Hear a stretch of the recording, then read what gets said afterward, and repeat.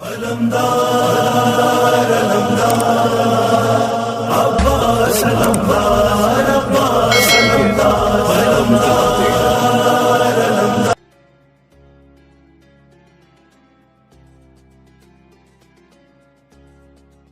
تو وقت سے پہلے انسان ٹوٹ جائے گا، مشکل ہوگا۔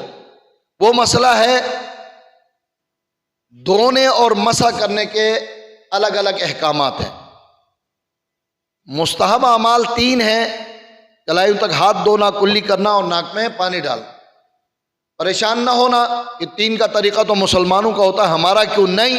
کلائی تک ہاتھ دھونا، کلی کرنا، ناک میں پانی ڈالنا 3 مرتبہ، مستحب 3 مرتبہ ہے۔ پورا ثواب لینا چاہو تو 3 مرتبہ دھو لو۔ جیسے چہرہ دھونا شروع کرو گے اب 3 کا نہیں 2۔ آیت اللہ سیستانی اس مسئلے میں کافی سخت مسئلہ بیان فرماتے ہیں کہ 1 مرتبہ مکمل طور پر چہرہ دھو لیا، یعنی ہر حصے میں پانی پہنچا دیا، دوسری مرتبہ پانی ڈالو گے یہ آپ کا دوسرا شمار ہوگا کامل دھونے کے بعد، لہذا اس کے بعد دوبارہ پانی نہ ڈالیں۔ لیکن اگر ابھی پورے حصے میں پانی نہیں پہنچا، کئی چلو پانی ڈالا تو اس سے کوئی پریشانی نہیں ہے۔ انشاءاللہ بات واضح ہو رہی ہے۔ یہی مسئلہ سیدھے ہاتھ اور الٹے ہاتھ کوہنی سے انگلیوں کے آخر تک دھوتے ہوئے بھی 2 مرتبہ دھونا ہے، تیسری مرتبہ جائز نہیں ہے۔ لیکن جب بات مسح کی آ جائے ایک اور کم ہوتا ہے، 1 ہی مرتبہ مسح ہے، سر پر بھی اور 1 ہی مرتبہ بھی، ایک پیر پر اور دوسرے پیر۔ ڈبل ہاتھ پھیرنا کسی بھی طریقے سے جائز اور درست نہیں ہے۔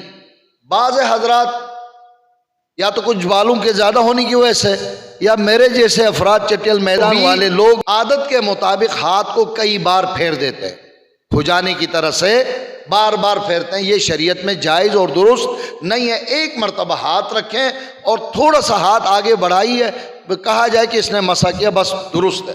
الا ان کے بال اتنے زیادہ ہوں کہ ایک حصے کے بال دوسرے حصے پر پہنچتے ہوں تو پھر مانگ نکال کر یا جلد پر یا کم از کم بالوں کی جڑوں پر مسح کرنا واجب ہے۔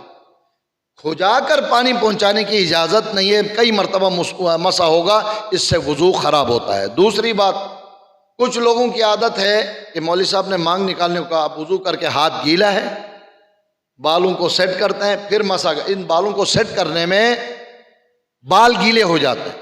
مسح کے لیے ایک اور شرط یہ ہے، مسح کی جگہ خشک ہونی چاہیے۔ دھونے کی جگہ چہرہ اور ہاتھ گیلے ہوں کوئی بات نہیں، اس کے اوپر وضو کا پانی ڈالا جا سکتا ہے، لیکن مسح کی جگہ کو خشک ہونا چاہیے۔ لہذا کسی وجہ سے انسان اسے تر کرے پھر مسح کرے، مسح باطل ہے۔ لہذا مانگ وانگ نکالنے کا سلسلہ ہاتھ گیلا کرنے سے پہلے ہو اور اس کے بعد آرام سے ہاتھ رکھیں، تھوڑا سا ہاتھ آگے بڑھائیے، مسمع مسح ہمارے وضو کو صحیح کرنے کے لیے کافی ہے۔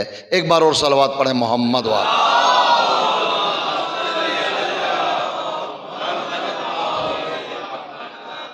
کل بھی آپ نے ولادت امام موسیٰ کاظم کی ابتدائی حالات سماعت فرمائے۔ حج سے امام تشریف لا رہے ہیں، آپ کی زوجہ حمیدہ خاتون چھٹے امام تشریف لا رہے ہیں، زوجہ ساتھ میں ہے۔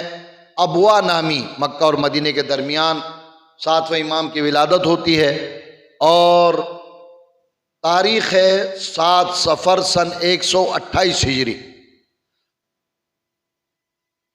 زمانہ ہے مروان الحمار، عربی میں حمار گدھے کو کہتے ہیں، بنی امیہ کا آخری بادشاہ تھا۔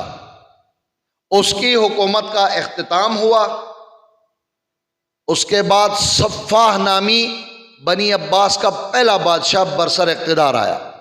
نام سے ہی لگ رہا ہے بڑا صفاح انسان تھا ظلم و جبر کرنے میں، لیکن اس کے بعد غالباً 136 ہجری تک اس کی حکومت چلی ہے۔ اس کے بعد یزید ثانی مروان منصور الدوانقی کی حکومت قائم ہو گئی ہے۔ اس ظالم نے میرے چھٹے امام کو 148 ہجری میں زہر دغا سے شہید کیا اور 20 سال کی عمر میں میرے 7ویں امام حضرت امام موسیٰ کاظم امامت پر فائز ہوئے۔ صلوات پڑھیں محمد۔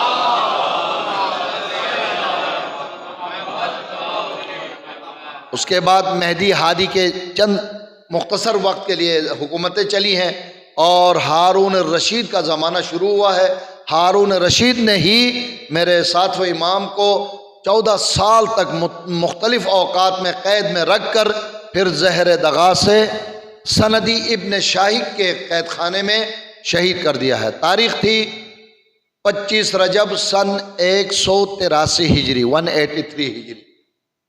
بغداد، سامرہ اور کاظمین یہ قریبی قریب علاقے ہیں، ملا کر پرانے زمانے میں بغداد کہلاتا تھا۔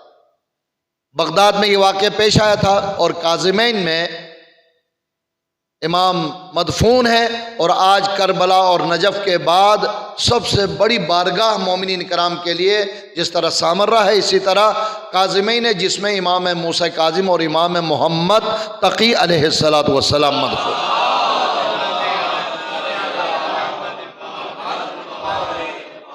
یہ سوال کل پیش کیا تھا۔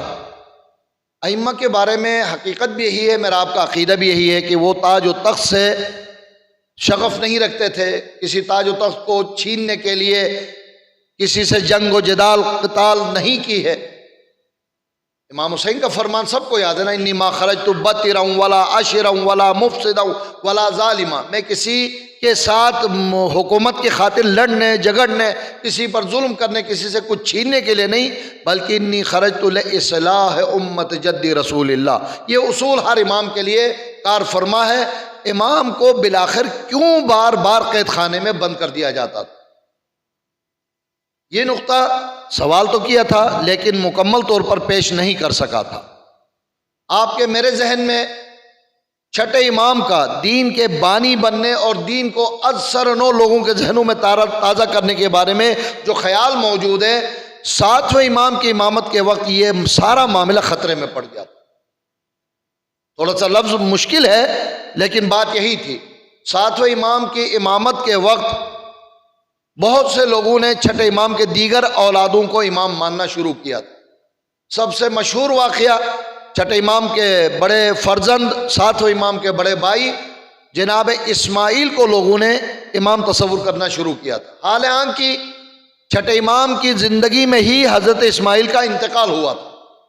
ہماری تاریخ یہی ہے، امام آنے والے حالات کی وجہ سے لوگوں کو ذہنی طور پر 7ویں امام کی امامت کی طرف متوجہ کرنے کی خاطر حضرت اسماعیل کے اس میں قبرستان پر لے جا کر پہلے لوگوں سے سوال کرتے، بتاؤ یہ کس کی قبر ہے؟